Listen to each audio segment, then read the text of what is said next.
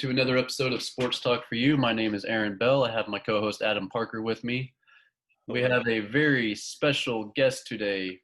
He covers the Wichita Eagle. He is a beat writer. He covers Wichita State basketball, high school football. He does all the sports stuff on the Wichita Eagle. You can follow him at Taylor Eldridge on Twitter.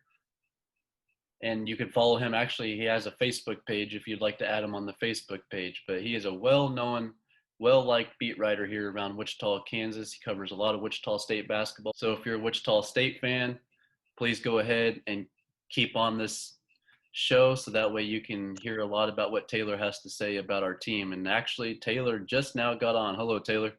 Hey, man. How are you? Pretty good. Thanks for joining us. I know you got to get out to the Cheney football game, so we'll keep it kind of short because Cheney's a long drive from Wichita. So I live out here, so I know I do that drive every day. So we'll try to get you in and out pretty quick. Taylor, we got the big news: college basketball starting November 25th. What does this mean for Wichita State and their non-conference schedule, and Gregg Marshall having to tweak the schedule a little bit? Yeah, it'll be interesting to see what plays out.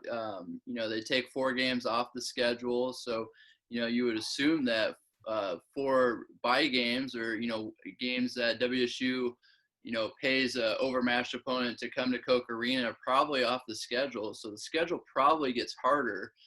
It'll be interesting to see Ole Miss, Missouri, Oklahoma State. Those are the 3 kind of marquee non-conference games that WSU has.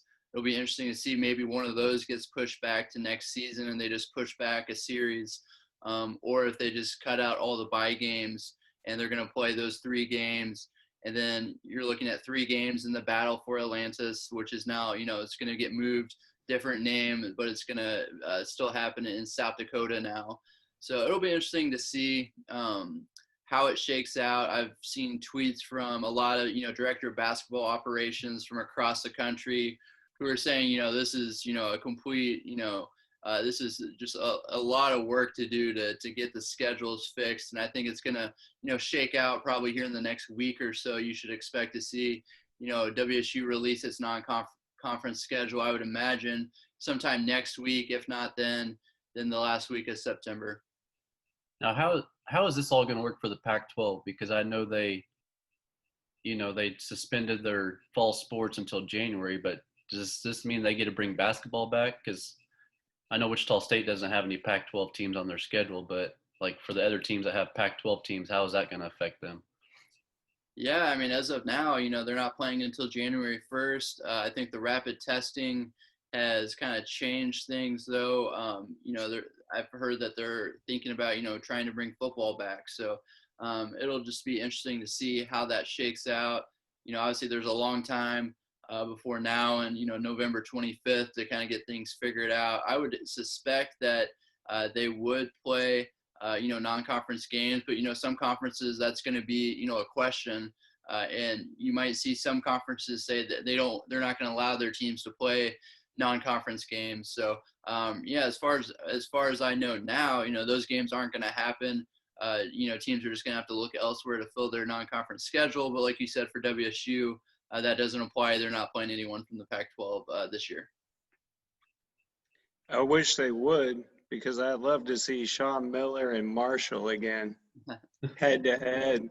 The sweaty shirt. Because I'm an Arizona fan, and him in his sweaty shirt. I'd love to see in Koch Arena because he loves home and homes. Yeah. And that's one reason why Bill Self won't play Arizona again, is because he wants neutral sites and Miller wants home and home. So please tell Marshall to call him, because I would love it, Yeah, that'd be definitely a marquee game. I think WSU has said that they want to bring in a Power 5 conference team. I think Boatwright, when I talked to him last, he made it sound like they're looking more for the Big Ten than the Pac-12. But it'll be something to see, in the coming years who WSU can add to that schedule. Yeah, because Arizona plays like good. Okay, like Lute Olson. Yeah. He always played like Duke in North Carolina whenever, anywhere, anytime. That mentality.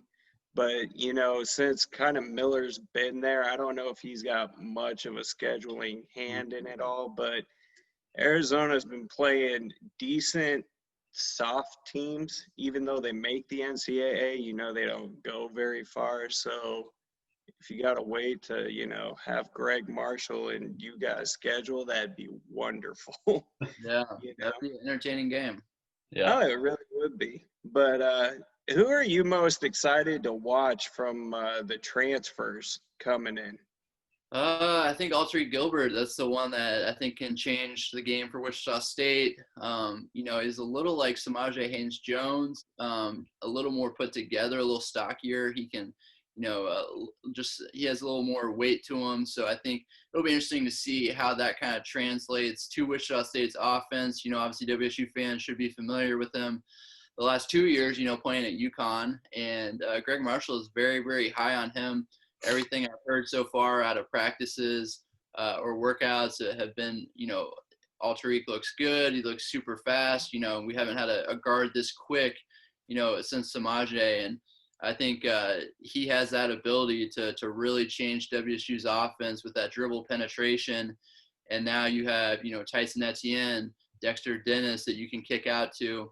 I think the quality of looks for them could really improve, because last year, Jamarius Burton, great player, maybe not, he doesn't really create that well for kick out opportunities. He doesn't really collapse defenses. So I think Alterique getting into the grooves of the defense, being able to penetrate, beat his guy one-on-one, and he's got great vision. He's a great passer. So I think the life is gonna be a lot easier this year for Tyson Etienne and Dexter Dennis, especially for those kick out looks.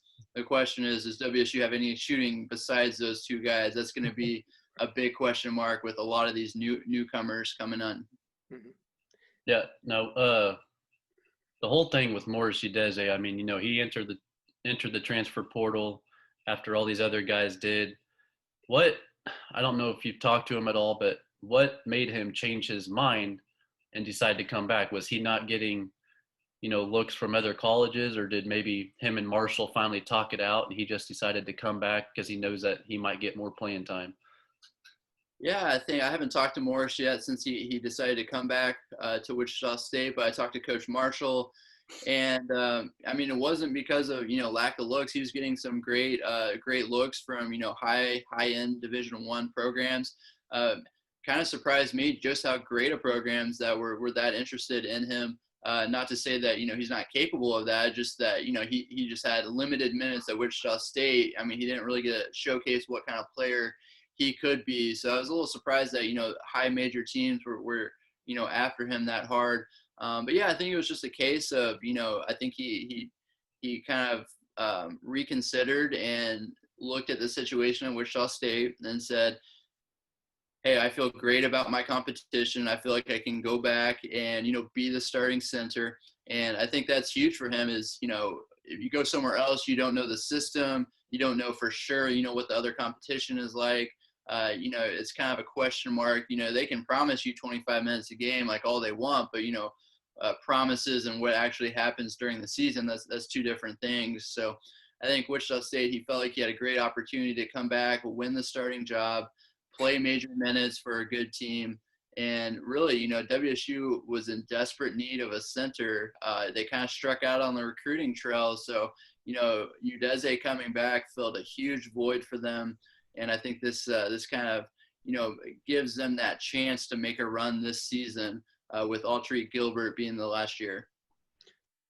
Do you feel that I don't know if I'm going to be saying this right, but do you feel the kind of the cancer has left the team? How it was like a lot of me last year towards the end, and there was a little bit of dysfunction. Do you think with this new group coming in, do you feel like, they're more into buying into Gregg Marshall's system than, taking it into their own hands and, messing team chemistry and all that up? Yeah, it's a complicated question. I think that I personally don't feel that team chemistry was, an issue last year. I think that everybody on that team last season really did like each other. As far as, player to player, I think there was some kind of disconnect between the players and the coaching staff. And, whether that's, a lack of player leadership or just, an indictment on the coaching staff not connecting better, with the players, something was obviously wrong last year. They had that great start. They were looking like a top 25 team. And very rarely do you see a top 25 team play as poorly as WSU did down the stretch. And then, they kind of pull things back together. They're looking like they're going to make the NCAA tournament. And then obviously the coronavirus pandemic happened. So who knows what would have happened, if they get a chance to play in the conference tournament, maybe make a nice run, get to the NCAA tournament.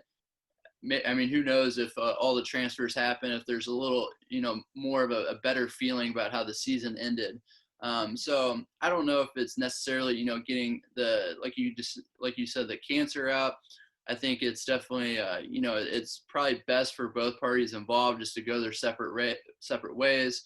The guys that left, they get that fresh start that they want. Their NCAA is handing out waivers, left and right. So a lot of them are going to get a play right away. And then WSU gets to reload. Gregg Marshall gets to bring in guys that he wants who are going to, buy into his system. And I think it's a win-win for both of these. And Marshall is very, very high on these newcomers. He thinks the athleticism on the team has skyrocketed. These, especially the three freshmen, they have really, really impressed in practice so far. And everyone I've talked to just said these guys are, Dexter Dennis level freak athletes. So I think it's, like I said, I think it's a win-win for both parties. Now, do you think At Bilal is going to battle Morris out, or is At Bilal going to be more of a power forward guy? Yeah, I think he's probably going to play most of his minutes at the 5. I would say that he is probably the backup for, Trey Wade. It'll be interesting to see what happens. The minutes behind Trey Wade will be interesting.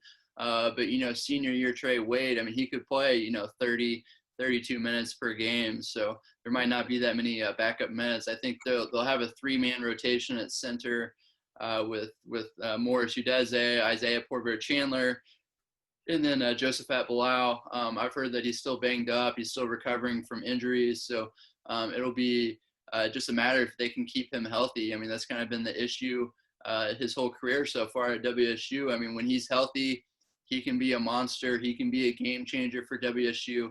I think the sweet spot for him is going to be, that 10 to 12 minutes. If he can just come in, 3 different kind of bursts and give WSU a spurt off the bench. They think he can change games for them with his athleticism at the 5. Yeah. All right. One last question before we let you go, because I know you got somewhere to be.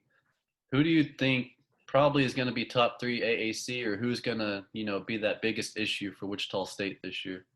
Yeah, I mean, it's an interesting question where I think Houston is probably, they're going to be the odds-on favorite, at least in my opinion. They have so much returning talent. And even, they lost a couple people, too, unexpected to the draft. And still, to injury, to Fabian White. But even then, they have so much returning talent. And then they're adding, 4-star kids and impact transfers. So, as far as I know, I'm going to put, Houston number 1 in the American. A lot of people I've seen have put Memphis number 2 after their, late recruiting success. They were able to add a 5-star kid at the end of the cycle. So a lot of people think that they're going to be up there. But then you look at the teams that have almost everyone coming back. SMU has all those guys coming back. They could be very, very talented, or they will be talented. Can they translate that to, sustained success? I'm going to hesitate to put them 2 or 3 just because, they're going to have to prove it because they just haven't, for whatever reason, they've had talent under Jankovic, since WSU has been in the league. You remember the Shake Milton years, but, they just haven't been able to piece together an entire season. South Florida is another popular pick.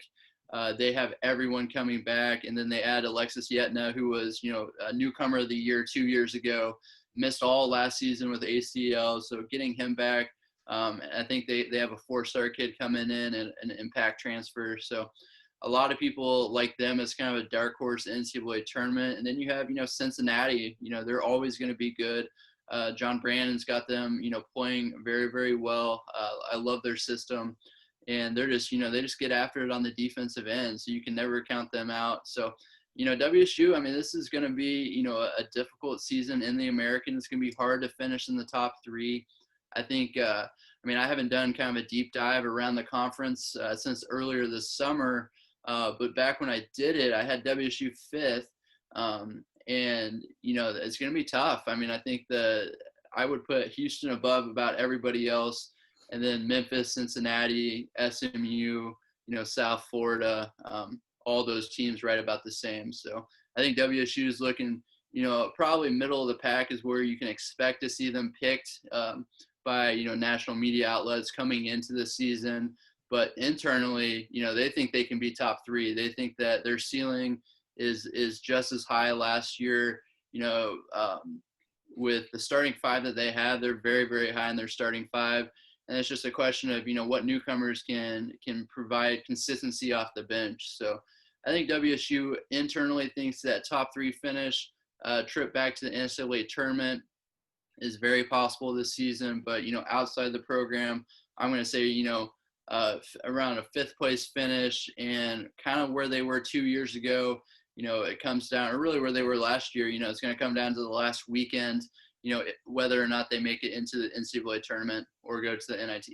Yeah, I mean, this is what Gregg Marshall wanted, Wichita State fans wanted. So, and really, I mean, being picked 4th or 5th in the American is pretty much like being picked 1st in the Missouri Valley. So it's nice to have this competition.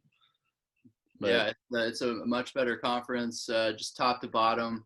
And, it seems like the middle is just always really, really good. And, WSU can kind of ascend itself or separate itself from the middle, if it plays consistently great at home. No fans in the stands, that's a separate question. But, that might affect WSU more than other teams because they have such a great home court advantage with the fans at Koch Arena. It's not going to be as difficult to go to Koch Arena and win, if they're not going to let fans in. It'll be interesting to see. I would suspect, best case scenario, they're going to let, limited, maybe half or 25% capacity. So that's another factor that would play compared to, you go to South Florida or Temple or, some of these other places and, it's half full on, even before the pandemic. So it's not going to affect them as much as it does, WSU and Memphis and Cincinnati and Houston.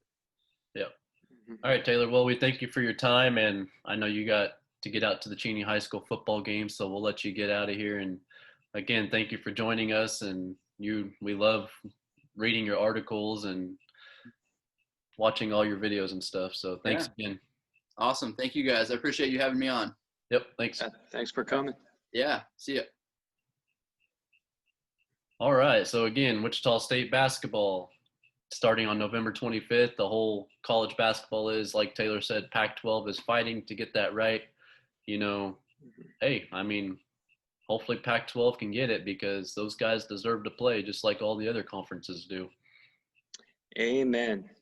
I mean, you want to see your Arizona Wildcats play, so hopefully. I sure do. Passport University, man. Yeah. We got 6 international players coming over, so exactly. It'll be interesting. Yeah. Again, we thank Taylor Eldridge for joining us tonight. Go ahead and subscribe to our channel. The little red button on the bottom right of your screen will take you right to it. Like this video. If you have any comments, go ahead and comment below, and we will see you guys next time.